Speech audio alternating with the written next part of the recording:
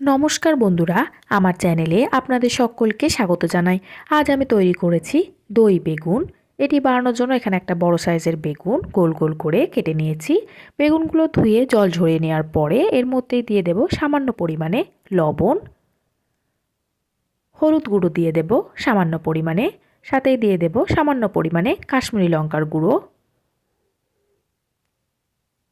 সমস্ত গুঁড়ো মশলাগুলো বেগুনের গায়ে ভালো করে মাখিয়ে নিতে হবে। আর আমি এই দই বেগুনটা সম্পূর্ণ নিরামিষ তৈরি করব। পেঁয়াজ রসুন কোনো কিছুরই একদম ব্যবহার করব না। এইভাবেই রেখে দেব 10 মিনিট। কড়াইতে দিয়ে দেব সরিষার তেল। তেলটা খুব ভালো করে গরম করে নিতে হবে। তেলটা ভালো করে গরম করে নেওয়ার পরে বেগুনগুলো একে একে তেলের মধ্যে দিয়ে দেব।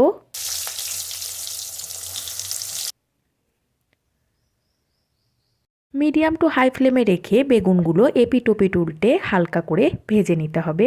যতক্ষণে বেগুনটা ভাজা হচ্ছে আমি দইয়ের ব্যাটারটা তৈরি করে নেব। একটা পাত্রের মধ্যে 4 চামচ টক দই নিয়ে নিয়েছি। এর মধ্যেই দিয়ে দেব পরিমাণ মতো লবণ, হলুদ গুঁড়ো দিয়ে দেব সামান্য পরিমাণে, জিরে গুঁড়ো দিয়ে দেব হাফ চা চামচ, কাশ্মীরি লঙ্কার গুঁড়ো দিয়ে দেব 1 চা চামচ, শুকনো লঙ্কার গুঁড়ো দিয়ে দেব খুবই অল্প পরিমাণে। ঝালটা অবশ্যই আপনারা নিজেদের আন্দাজ মতন ব্যবহার করবেন। সামান্য পরিমাণে চিনি দিয়ে দেব, যেহেতু টক দই চিনি দিলে ব্যালেন্সটা ঠিক হবে। এবারে খুব ভালো করে মিক্স করে নিতে হবে। টক দই এবং মশলার ব্যাটারটা একদম তৈরি। ততক্ষণে বেগুনটাও খুব ভালো করে ভেজে নেওয়া হয়েছে। তেল ছড়িয়ে নিয়ে বেগুনগুলো তুলে নেব।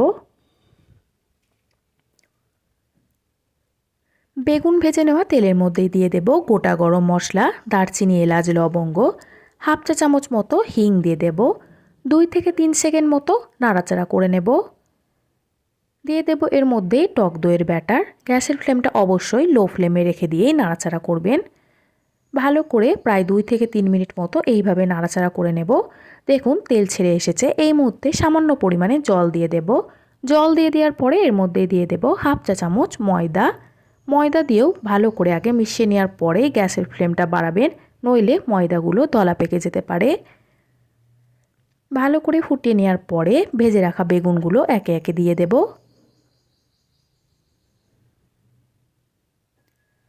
মিডিয়াম টু হাই ফ্লেমে রেখে দিয়ে নাড়াচাড়া করে নেওয়ার পরে প্রায় 5 মিনিট মতো ফুটিয়ে নেব। 5 মিনিট মতো ফুটিয়ে নেওয়া হয়ে গিয়েছে। দেখুন দই বেগুন একদম তৈরি। আপনারাও চাইলে এইভাবেই সম্পূর্ণ নিরামিষ দই বেগুন তৈরি করে ফেলতে পারবেন।